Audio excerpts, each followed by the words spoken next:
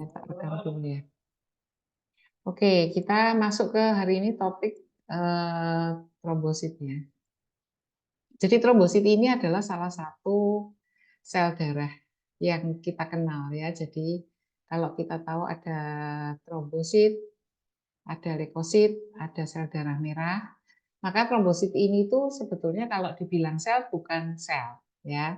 Jadi dia itu selnya namanya adalah megakariosit. Nah, trombosit ini hanya kepingan. Tapi meskipun dia hanya sebuah keping darah ya atau pecahan dari sitoplasma megakariosit, tetapi trombosit ini punya banyak fungsi ya. Kalau selama ini kita mungkin mengenalnya trombosit itu fungsinya hanya untuk pembekuan darah, nanti banyak fungsi yang bisa kita dalami. Dan yang kasus terdekat ini adalah pasien dengan DBD, demam berdarah ya. Ini kan lagi trendingnya demam berdarah. Pasiennya banyak di rumah sakit dan salah satu yang dipantau sama dokter sama ATLM itu adalah trombosit. Meskipun harusnya tidak hanya cuma trombosit yang dipantau, tetapi ternyata trombosit ini menjadi orang sudah tahu. Trombositnya rendah. Kalau trombositnya rendah nanti bisa gawat, bisa nanti perdarahan. Nah, kita belajar tentang si trombosit ini. Bentuknya dia tuh santai sebetulnya, bulat-bulat biasa. Tapi pada saat dia aktif, dia mempunyai kaki, kesannya seperti mempunyai pseudopodi, ya. Jadi kenapa dia mempunyai pseudopodi? Karena dia harus bergerak ke lokasi perdarahan. Jadi kita ketahui bahwa sebetulnya karena dia pecahan dari megakariosit, jadi Bu, kalau orang bayangkan aja megakariosit itu seperti kue. Jadi kalau hari ini ada kuenya besar cuma satu, terus kemudian tadi ada Nathan mau ngambil, terus Afin juga mau ambil, kemudian Danu tadi juga mau ambil, bertiga gitu aja ya. Tapi tidak boleh menghabiskan, cuma nyuil ya, mengambil sedikit. Apakah ukurannya dari trombosit, apakah ukuran dari kuenya si Danu sama si Afin sama satu lagi Nathan, apakah sama? Enggak toh? Kan bisa aja ukurannya beda-beda. Nah, teman-teman, pada pasien-pasien itu kita sudah tahu ukurannya 2 sampai 4. Ada yang nulis 1 sampai 4. Teman-teman boleh membandingkan ini dengan trombosit. Jadi kalau kemarin sudah mencoba menghitung leukosit sama eritrosit, kemudian sebelumnya lagi teman-teman sudah bikin hapusan darah, maka teman-teman seharusnya sudah mulai bisa mengidentifikasi ya. Oh, ini adalah eritrosit. Eritrosit ukurannya 6 sampai 8. Leukosit lebih gede lagi 12 sampai 15. Ada yang lebih besar lagi misalnya pada monosit. Nah, trombosit ini ukurannya kecil 2 sampai 4. Nah, ini yang kadang teman-teman pada saat identifikasi itu agak kesulitan. Agak kesulitannya kalau misalnya teman-teman bikin hapusan ya, hapusan darah tapi lupa menyaring dari catnya. Catnya kita kan pakai Gemsa. Jadi seperti kita ketahui trombosit itu bisa dihitung baik itu dengan cara yang manual ya, kita mau pakai hapusan, mau pakai kamar hitung atau kita pakai alat yang otomatis ya. Nah, sekarang ngomongin tentang trombosit muda yang berukuran lebih besar, tapi saya mau cerita. Jadi kalau kita tahu bahwa sel darah itu tadi diproduksi di sumsum tulang, maka pada pasien-pasien DBD ya dalam kondisi normal ya sudah dia masa fase pemulihan, maka tadi trombositnya itu kan banyak yang kepakai ya. Jadi pada DBD itu sendiri trombositnya banyak turun ya. Drop itu bisa karena perdarahan, bisa karena reaksi dari virusnya, bisa juga tekanan pada sumsum tulang. Nah, ini masalahnya kalau dia sudah masuk masa recovery, maka trombosit itu akan kemudian jumlahnya dipulihkan. Kok bisa, Bu? Ya berarti produksinya di sumsum tulangnya harus ditambah. Oh iya, selamat pagi Bu Arni. Ini saya punya teman baru ya, teman-teman apa sudah ketemu ya? Ada dosen baru di Fakultas Ilmu Kesehatan, Dr. Sri Suwarni. Itu temannya Ibu seangkatan. Jadi nanti selamat bertemu dengan Bu Dr. Warni juga ya.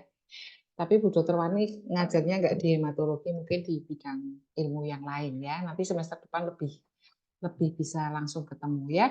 Nah, ngomongin tadi trombosit, jadi kalau pasiennya DBD sih ya sudah recovery, maka trombosit itu nanti bisa jumlahnya naik. Jadi lega banget biasanya gini, hari ini berapa? Ya, ATLM-nya suruh ke laboratorium, suruh ngambil darahnya pasien. Habis itu nanti dia balik. Terus, Mbak nanti dikabari ya Mbak, Kak nanti dikabari ya hasilnya kalau udah keluar. Ya Bu, nanti dikabarin lewat perawatnya. Jadi kita kan tidak memberikan langsung pada pasien. Kita hanya memberikan kepada baik itu by system, hospital information system, atau kita di laboratorium kita pakai laboratorium information system.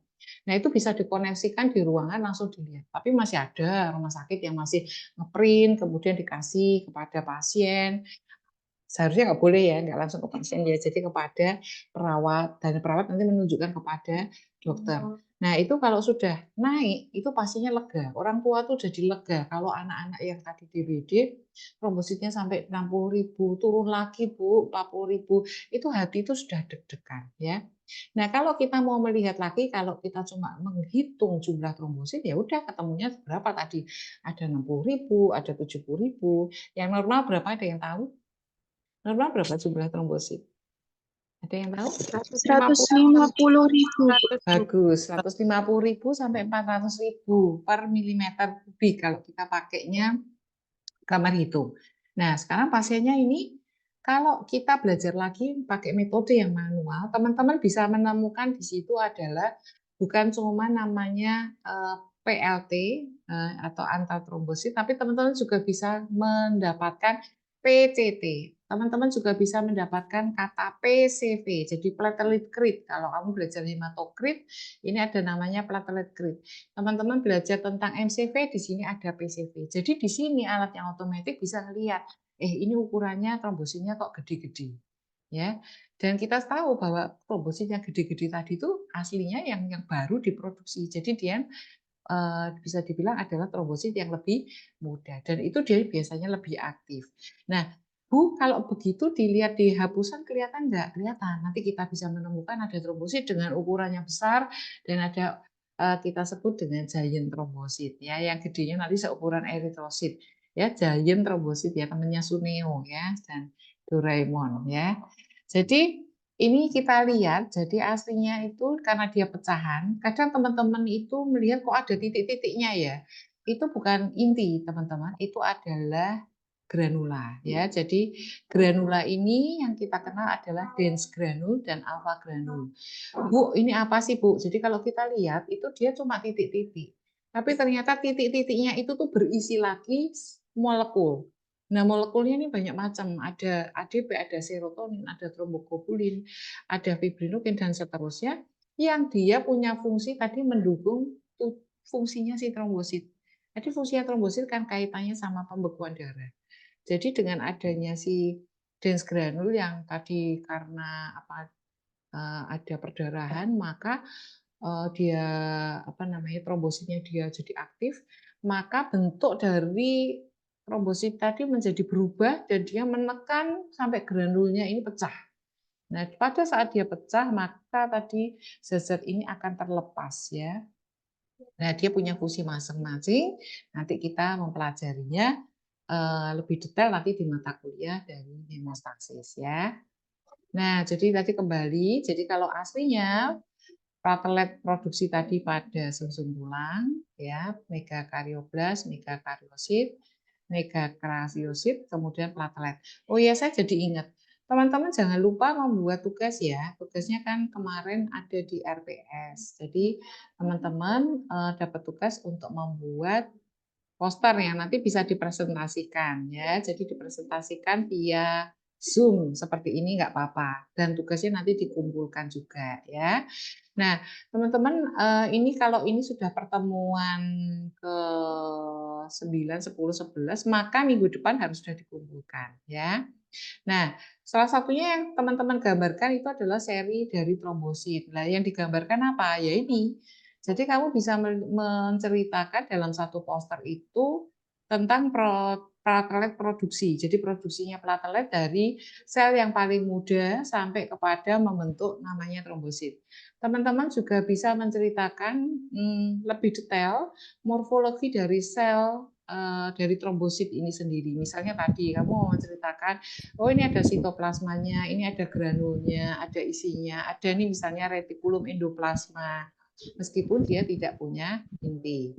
Ya, nah Kemudian juga kita bisa cerita, kamu juga bisa cerita bagaimana sih menghitung trombosit. Kan kamu ATM, posternya juga boleh ditambahi gambarnya adalah kamar hitung misalnya.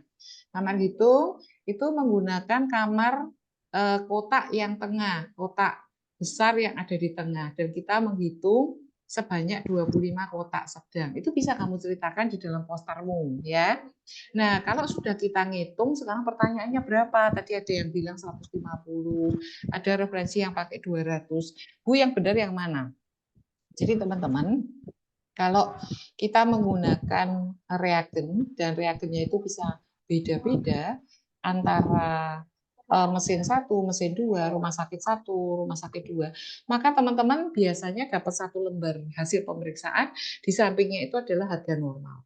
Nah, harga normalnya itu mengikuti dari nilai rujukan pada reagen yang digunakan. Nah, kalau sekarang Bu, ya sekarang kamu belajar 150 ya 150.000, tidak ada masalah. 150.000 sampai 400.000. Jadi kita biasanya kalau misalnya bikin soal pun tidak akan membuat yang 150 terus nanti ada 200, maka bingung ya jawabnya yang mana ya.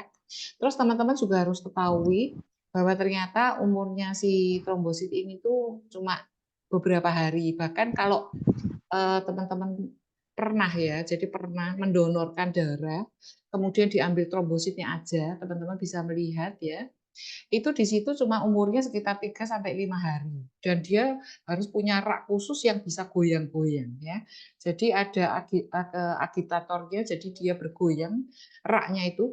Karena apa? Trombosit sendiri ini selain umurnya tadi pendek, dia itu mudah menggerombol. Jadi mudah terjadi agregasi dan itu kan tidak secara quality tidak bagus dan itu nanti kan mau diberikan kepada pasien. Ya, jadi ada raknya khusus untuk menyimpan dan suhunya di dalam suhu ruangan ya. Nah, ini tadi yang Ibu ceritakan. Jadi kalau kita melihat yang di dalam darah pasien yang kamu ambil itu hanyalah sebagian, teman-teman.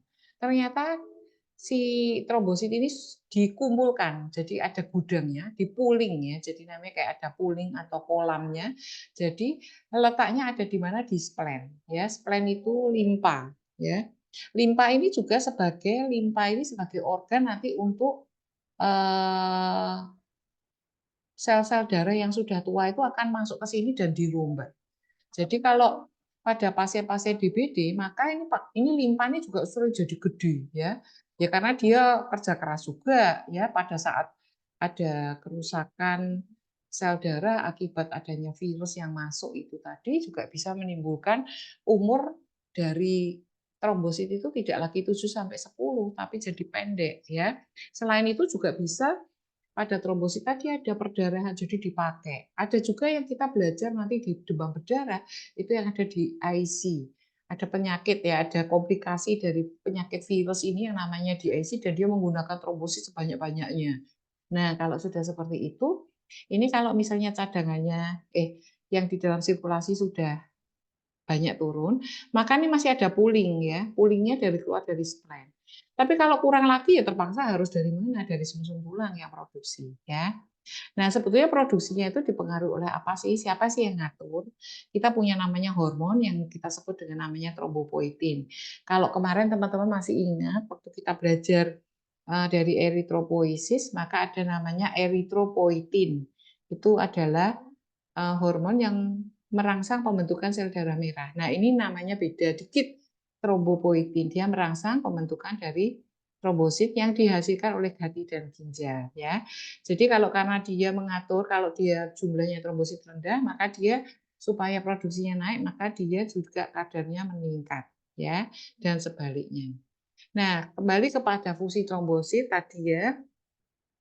Sebetulnya fungsi trombosit yang satu yang kita kenal ini adalah untuk menghentikan perdarahan. Meskipun kadang ada yang hiperagregasi trombosit, kamu belajarnya nanti di semester depan lagi. Trombosit nggak kenapa-kenapa, tapi dia sensitif ya. Seperti kalau misalnya kita ada temen tuh kok sensitif banget sih, lagi disenggol aja udah langsung marah. Ada yang udah disenggol ditabrak, tapi santai aja. Jadi aslinya sel darah kita itu harusnya tidak bertubruk-tubrukan dan tidak juga bergerombol. Baik itu sel darah merah yang jumlahnya jutaan ataupun trombosit ini di dalam aliran darah itu baik-baik saja. Tapi karena sekarang itu ada polusi, ada teman-teman yang suka merokok, ya, kemudian ada pasien-pasien diabetes, ada pasien-pasien hipertensi, ya, dan ada kecenderungan beberapa orang itu terbentuknya apa? Trombositnya itu jadi sensitif. Tapi jangan bilangnya trombositnya sensitif, tapi kita sebut dengan trombosit yang hiperagregasi. Kita bakal belajar itu nanti di semester depan. Nah, kalau yang sudah seperti itu, maka nanti trombosit yang harusnya bikin sumbat itu baik-baik saja, itu sumbatnya jadi terbentuknya banyak sekali, dan itu juga tidak boleh. Akhirnya nanti menyumbat di pembuluh-pembuluh darah kecil.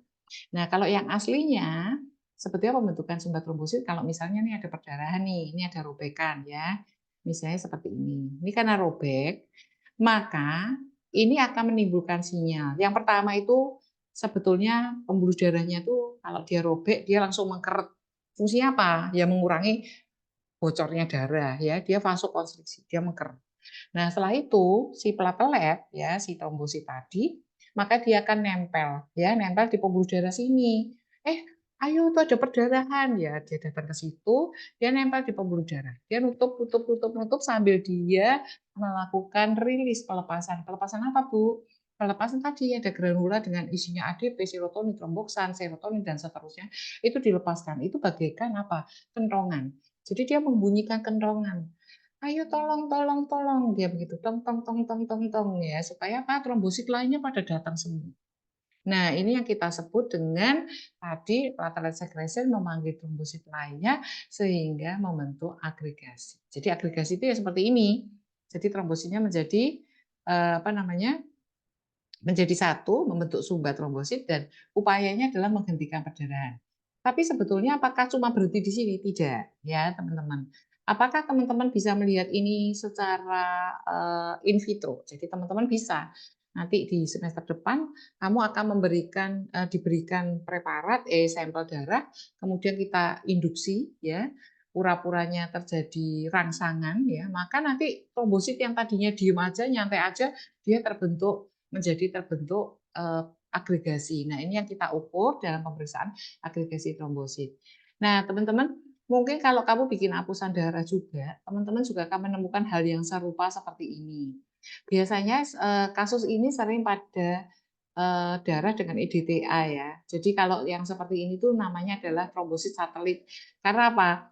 Ini tuh sebetulnya dia kriterianya adalah di sini leukositnya adalah PMN ya, neutrofil ya.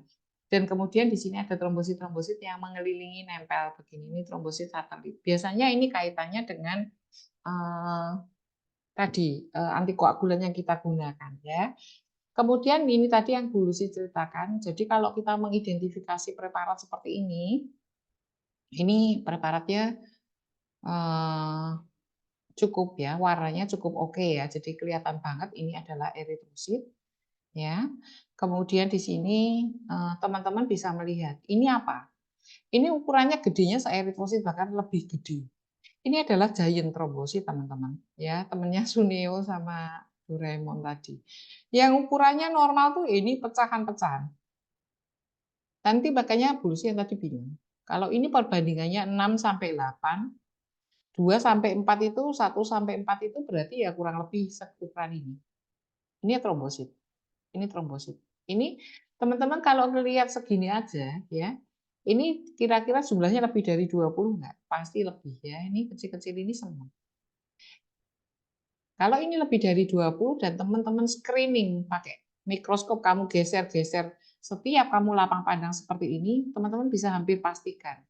Ini pasti pasiennya trombositosis. Jadi lebih dari 400.000. Kenapa bisa begitu? Nanti karena pengalaman. Kita pakai perhitungan 8 sampai 20 satu lapang pandang. Kamu nemu aja udah 20 lebih terus begitu, berarti pasien ini trombositosis. Nah, kenapa dia trombositosis, Bu? Salah satunya tadi, dia fase pemulihan. Misalnya dia habis operasi, kan perdarahan tuh. Terus tubuh itu berusaha apa? Berusaha mempersiapkan mengembalikan cadangan, ya toh? Atau pasien tadi DBD, ya, pasien dengan infeksi virus, tapi ini ada drop. Nanti pada fase awalnya dia juga kadang stimulasi atau kompensasi dari tubuh itu akan mengembalikan dan ada fase trombositosis dengan ukuran yang variasinya tadi menjadi besar-besar. Yang tadi Ibu ceritakan tadi, roti dipecah-pecah. nyuilnya gede-gede, pecah-pecah. Nah, sitoplasma itu kalau dari megakariosit, kalau dia rangsangannya kuat, maka yang besar-besar bisa ikut keluar seperti ini ya. Nah, teman-teman juga sering kadang mendapatkan gambaran platelet kram. Yang seperti ini kadang sering kita temukan itu gampang, sederhana itu apa? Ngambil darahnya itu teman-teman nggak lancar, kelamaan. Jadi ngambil darah, ragu-ragu, nusuk, atau aliran darahnya nggak lancar. Pakai sepuit pisan, ya. Jadi sepuit terus harus pindah ke tabung, ya sudah ngambilnya lambat, kemudian memindahkan ke tabung juga lambat. Kemudian ini yang ketiga adalah menghomogenisasinya nggak bagus. Kadang teman-teman akan mendapatkan platelet clump seperti ini. Nah, platelet clumping seperti ini juga akan mengganggu teman-teman. Jadi kalau kamu ngitung pakai apa namanya manual, itu kan mata meter ya, kamu bisa langsung identifikasi ada yang seperti ini, ya. Tapi kalau teman-teman ini terjadi dan kamu mengambilnya darah tadi dengan prosedur yang kurang tepat, kurang bagus, dan kamu masukkan ke dalam mesin otomatis, maka yang teridentifikasi apa? Pasiennya kesannya itu trombositopenia. Jadi karena apa? Yang mesin otomatis itu kan bisanya cuma ngukur ukuran ya, yang impedance itu ya, metode yang impedance itu dia hanya mengukur berdasarkan ukuran. Kalau dia jadi bergerombol begini kan jadi besar. Dia menganggap ini bukan sebagai trombosit, maka kesannya trombositnya menjadi rendah. Nah, teman-teman juga bisa melihat bentuk clumping yang seperti ini nanti atau agregasi ya. Nanti kita pada pemeriksaan agregasi trombosit ya. Ini platelet clump. Ini ini enggak usah dibahas ya. Ini ada. Nah, ini kebetulan ini ada toxic granulated neutrophil. Ini jadi neutrophil itu kan harusnya granulanya kan halus-halus halus seperti pasir katanya gitu. Tapi ini kan jadi kelihatan ya. Jadi titil-titil kelihatan banget. Jangan bilang ini basofil ya teman-teman. Ini neutrophil. Nah, ini tuh bisa biasanya pada kasus misalnya keracunan, infeksi akut yang berat.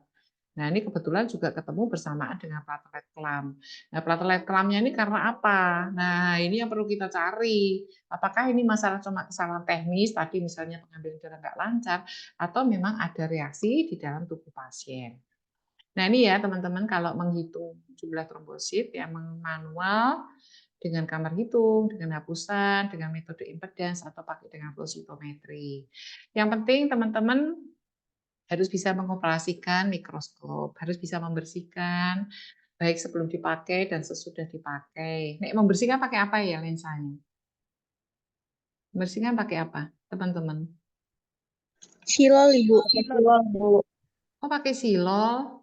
Masa? Kan udah nggak boleh ya. Jadi teman-teman Lucy kasih tahu ya.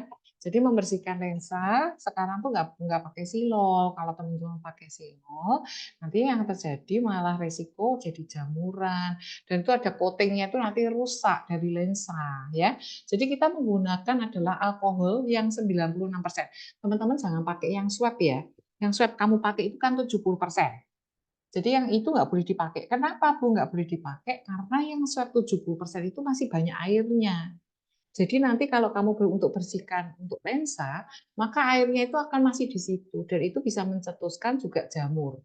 Ya. Nah, terus kamu pakai alkohol yang 96, berarti alkohol 96 dan nanti menggunakan tisu lensa. Jadi dikerjakan menggunakan tisu lensa pakai alkohol 96. Kalau nggak ada besok salah satu ambil ya ke tempatnya Bu Lucy ya. Jadi ambil tisu lensa sama alkohol 96 biar supaya kamu kerja di atas tuh benar ya di lab 11.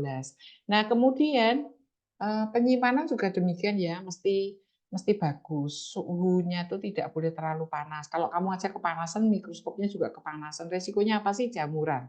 Ya. Kemudian kamar hitung. Kamar hitung ini juga harus dibersihkan dulu sebelum dipakai. Ya. Dan teman-teman membuat melihat kamar hitung itu sering ada kesulitannya apa? Teman-teman lupa setel untuk diafragma. Jadi kalau kamu pakai yang made in Jerman ya, pakai made in Jerman itu kamu mudah gampang lihatnya. Kalau kamu ketemu yang made in China, kamu pakai itu, aduh, nggak kelihatan. Coba kamu kecilkan diafragmanya. Jadi bawah itu dikecilkan. Jadi nanti dia lebih cetol, ya. Jadi jangan bilang, wah nggak kelihatan, ini produk jelek gitu. Tapi mata kita latih dan tangan kita untuk menggunakan mikroskop juga kita latih, ya. Nah, cairan yang digunakan rice Ecker, kemudian pengencerannya 200 kali. Teman-teman pengenceran 200 kali gimana ya caranya? Ada yang bisa kasih? Masukkan 2000 mikroliter larutan, terus dibuang 10 mikroliter. Kan darah 10 mikroliter. Bagus sekali. Nah, itu pengenceran 200 ya, teman-teman. Ujian kompetensi OC ya, bahkan ya, bukan yang kompetensi aja. UKAM juga, OC juga. Mahasiswa itu cuman masuk. Terus kemudian itu di situ cuman ada mikropipet, ada reagen. Terus kemudian dia suruh melakukan pengenceran 200 kali. Ini bocor ya suaranya ya. Afin bisa tolong dimatikan ya, Vin. Afin bisa dengar suara Ibu? Di dalam. Ya, oke. Vin fokus, Vin. Oke. Terus kemudian teman-teman kalau OC itu gitu, cuma suruh melakukan pengenceran. Itu tuh bingungnya setengah mati. Jadi di situ ada mikropipet tadi, misalnya kamu pakai mikropipet yang adjustable, ada yang bisa diputar-putar itu ya, bingung. Terus ada lagi mikropipet yang tadi kita punya 1000 ya.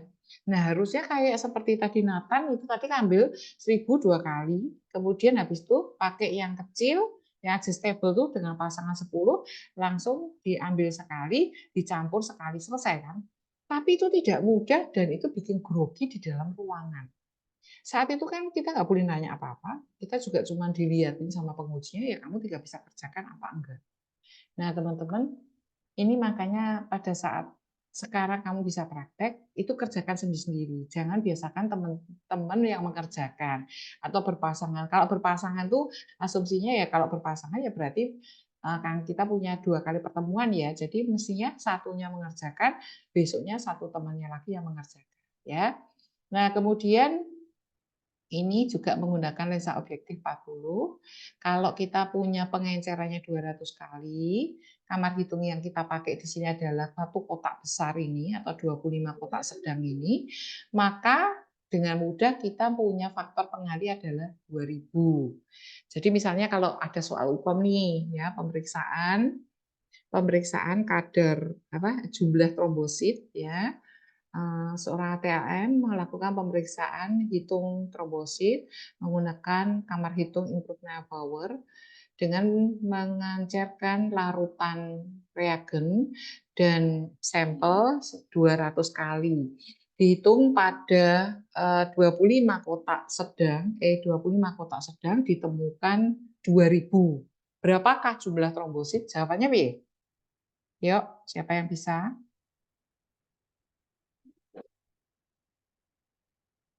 Saya ulang ya, soal UKOM itu begitu. ATLM mengerjakan pemeriksaan hitung trombosit. Dengan lakukan pengenceran reagen dan sampel sebanyak 200 kali. Setelah dilakukan perhitungan area trombosit sebanyak 25 kotak sedang, maka didapatkan 2000. Perhatikan ya, dapatkan 2000. Trombosit. Pertanyaannya berapakah jumlah trombosit? Yuk, silahkan dicoba. Ini sambil nanti lapor ya. Yang menjawab. 4 juta, Ibu. 4 juta ya? Kok banyak men? Dulu sih kasih soalnya yang salah ya. 2000 dikali 2000, Bu. Kebanyakan ya. Iya ya. 2000 ya tadi ya. Oh iya. Misalnya Ibu ganti aja 200. Jadi 400.000. Jadi paham ya? Caranya tinggal ngalikan 2000. Sering kita tuh grogi. Pada saat teman-teman soal ujian itu, UKOM 1 menit harus menjawab soal itu udah grogi duluan. Tapi nek kamu langsung hitung, asal semuanya tuh sesuai SOP, pengencerannya berapa, kemudiannya berapa kamar hitungnya, itu kamu tinggal ngalikan 2000. Sama kalau eritrosit kali 10.000 dan seterusnya. Tapi kalau kamu mendapatkan kebetulan misalnya dibilang dilakukan perhitungan tidak pada 25 kotak sedang, tapi dilakukannya pada 5 kotak. Dia bilangnya soalnya tuh tulisnya 5 kotak sedang. Jadi teman-teman harus mengubah faktor pengali, ya. Jadi ini yang kenapa kita harus tetap pakai ngerti rumusnya, ya. Oke, berikutnya lanjut ya nih resetter. Kalau bikin hapusan seperti ini, teman-teman ya, ini tadi istilahnya trombositopenia kalau kurang, kenapa bisa jadi trombositosis kalau lebih ya. Kemudian ada istilah lagi yang lebih kecenderungannya kaitannya dengan keganasan ya. Ini trombositemia.